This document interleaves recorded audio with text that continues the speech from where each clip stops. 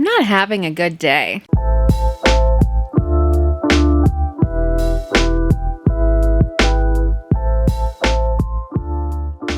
What is up, folks?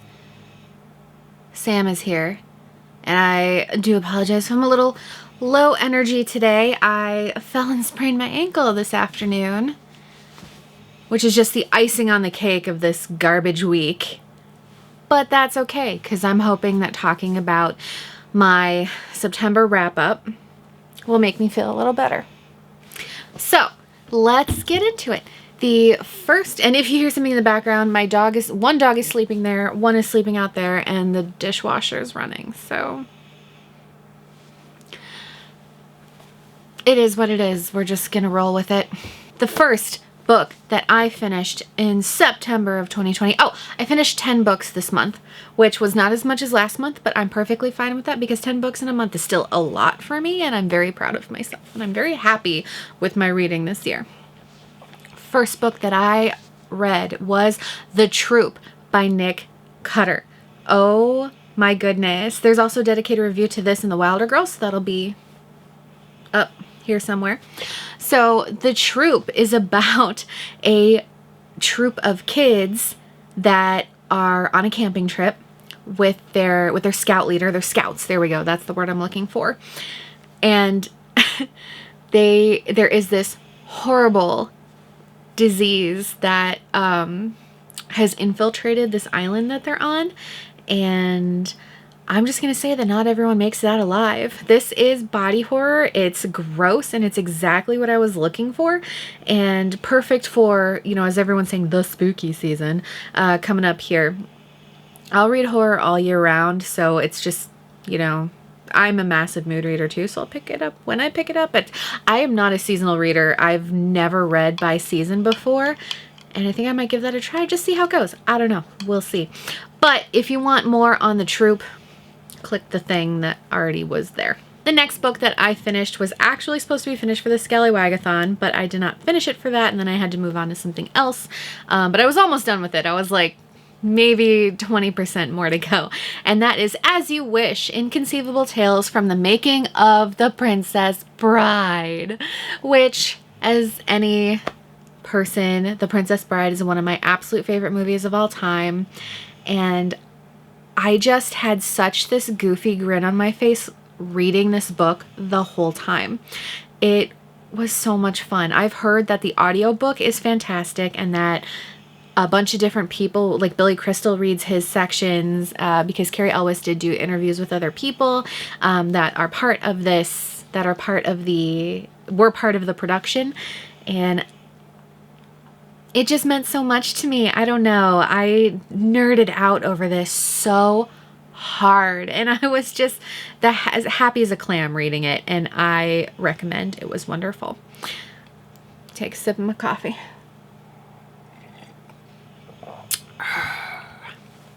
The next book I read was just adorable, and I loved it. It was a recommendation from Noelle Gallagher's channel. And The Troop was from Paperback Dreams channel. I'll link those below. But and it's The Hating Game by Sally Thorne. So cute. I loved this book. It was adorable. If you want something light and fluffy, like if you just need something that's just going to make you smile and laugh, this is it, man. It was so cute, and I can't say anything bad about it. It's light, it's fluffy. I would watch a movie of it if it was made into one, which everything's made into a movie, so I'm sure we'll see this eventually. Next, I did listen to on audio, and I recommend because the author reads this and just the tone of her voice, she knows how she wants her story told, and it was just beautiful and heartbreaking. There were some moments that were just really hard to listen to, hard to read, but I think it was just so well worth my time. And that was The Bluest Eye by Toni Morrison. It really goes into the question of when, like, be careful what you wish for. This girl wants blue eyes. That's all she's ever, like, just truly wanted. And, you know, does she get them? Does she not? How does she feel? You know, in the end, be careful what you wish for. The next one I read, we're going to shift gears hard into Caroline Kepnes, You.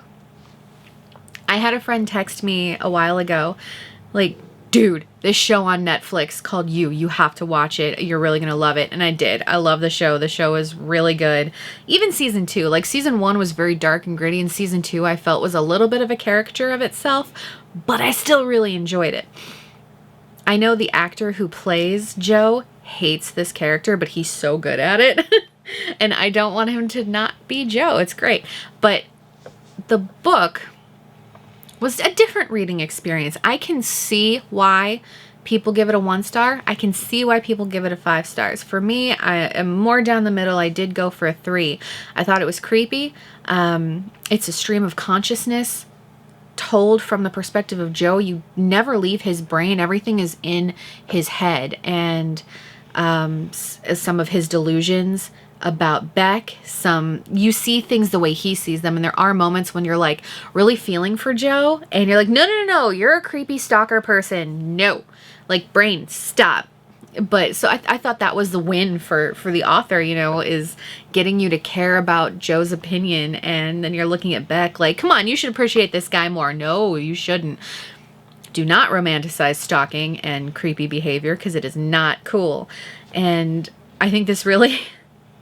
When I see creepy, stalky behavior in other stories where it's romanticized, I'm going to think of this book. I'm going to think of Joe and be like, no, that's why you don't think that. No, it's not romantic. Stalking is not romantic. The next book that I read, I also did a dedicated review for, is my very first Once Upon a Book Club box, and that is The Daughters of Foxcote Manor. So for more details on this one, up here, solid book, enjoyed it. It was by Eve Chase. The next book that I read, not so impressed by. It was not my favorite. I was a bit bored.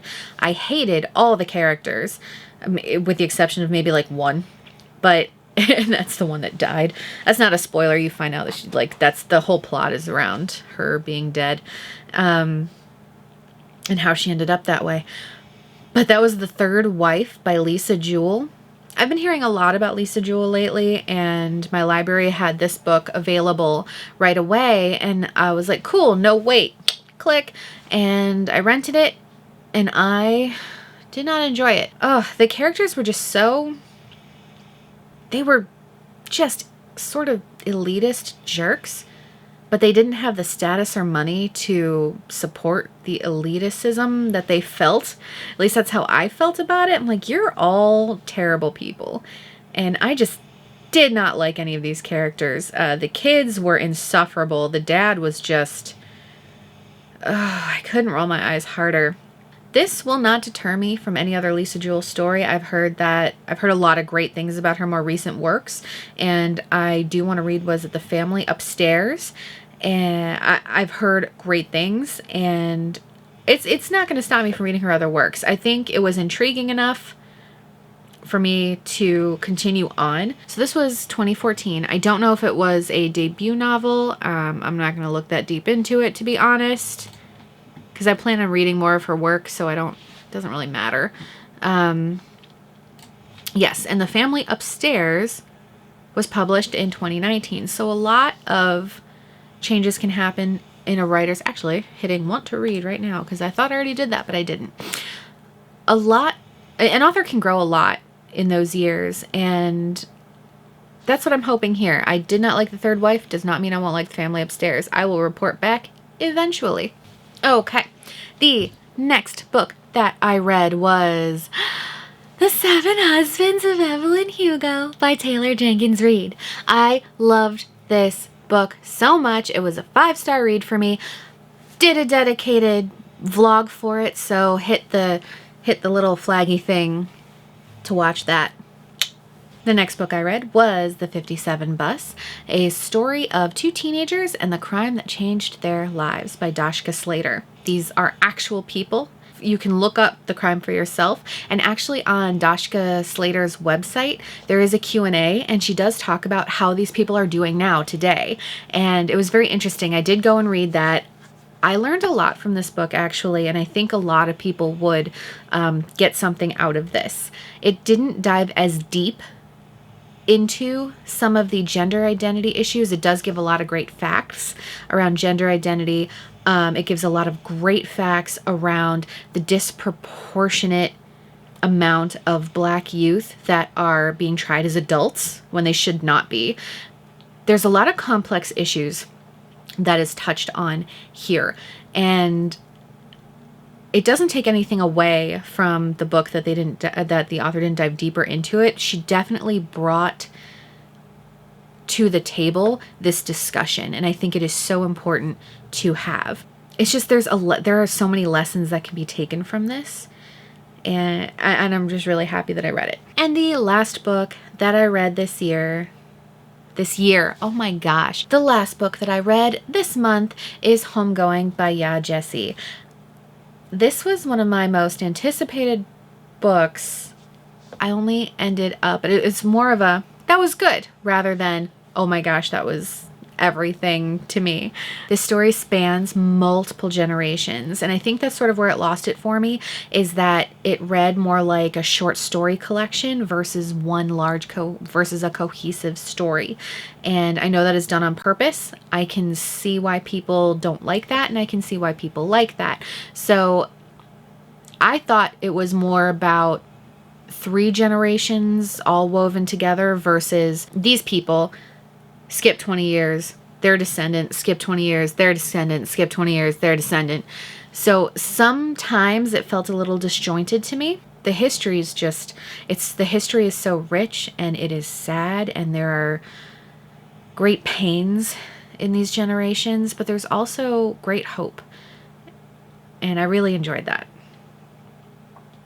So that is everything I read this month. I guess I should start saying this. I don't know.